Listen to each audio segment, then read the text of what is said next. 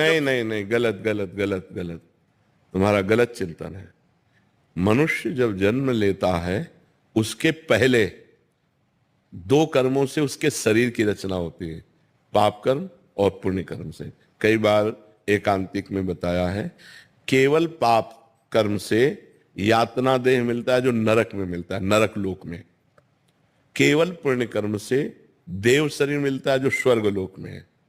पाप और पुण्य दोनों को मिश्रित करके मनुष्य लोक में जन्म मिलता है। उसका परिणाम होता है समय पर सुख मिलना या दुख मिलना।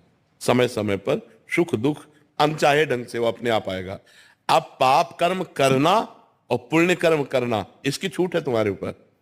अब तुम प्रारब्ध से प्रेरित होकर पाप कर्म नहीं करोगे, वासना से प्रेरित होकर पाप कर्म करोगे।